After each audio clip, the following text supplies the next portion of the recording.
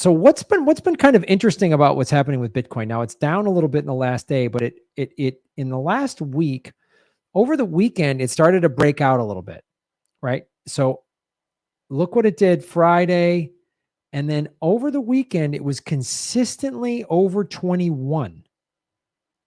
And then on Monday, it started to drop below a little bit. So when it first hit on Saturday, some Bitcoin people were like, is this a breakout or a fake out? Is this just going to hit and come down? Why it's I don't know that I think we're still in a bear winter. So why I don't think it just started going 23, 24, 25 is because we're still in a recession and we're still in a bear winter. But what was interesting about Bitcoin this past, the stock market has been tanking and Bitcoin didn't go down with it. So Bitcoin has been decoupling, as has Ethereum. Now, is it a permanent decoupling? Don't know.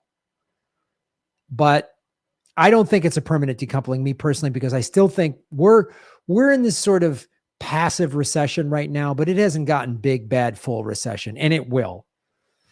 It absolutely will.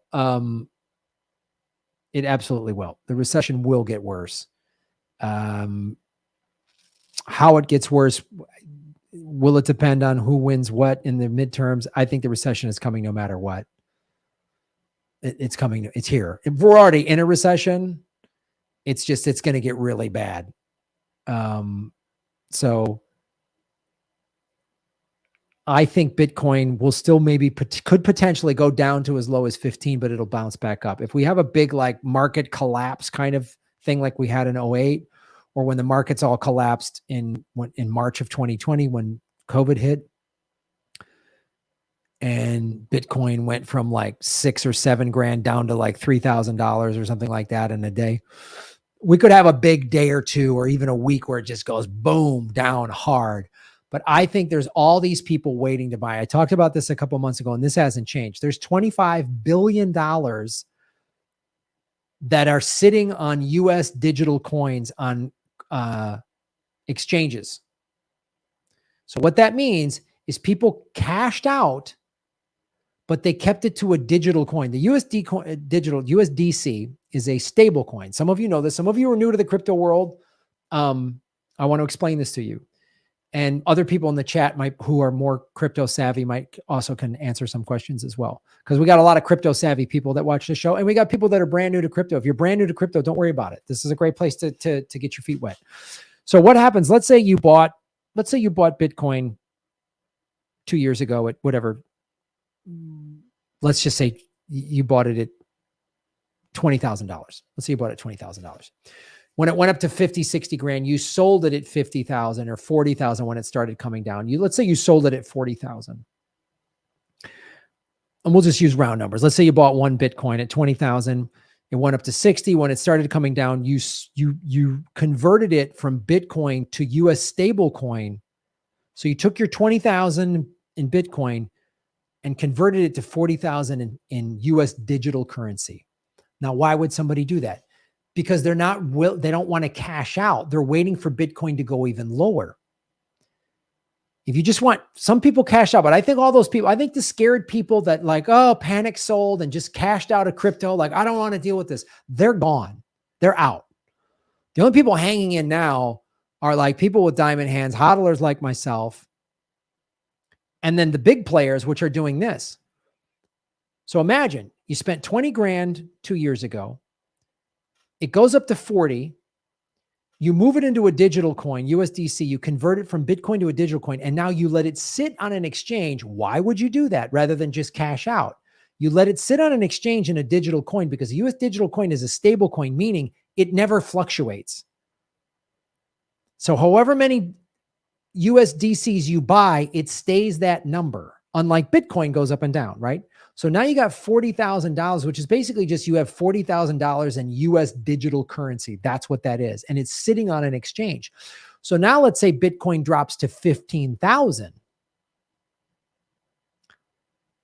Well, now you can turn your one Bitcoin into 2.5 Bitcoins for 40,000. So you took your 20,000, you bought one Bitcoin at 20,000. When it gets up to 40, you turn it into a digital coin. And then at 40, you buy, which would be a little over 2.5. So now you turned your 1 Bitcoin into 2.5, almost 3 Bitcoin. That's why they're sitting there. There's $25 billion sitting on exchanges in US digital currency. That means it's a bunch of real players, not just like, FOMO, fear of missing out. I heard about this Bitcoin thing. You bought it at, 50, it dropped to 25 and you went, and sold it and got out. Those people are gone. So I think if when it drops again, it'll go down. It won't stay long. Also, I was watching that Fidelity Investments currently has $9.9 trillion that it's managing. That's an insane number. They've realized almost 50% of their investors want some type of Bitcoin or Ethereum in a money market, in an IRA. You're seeing more of that now.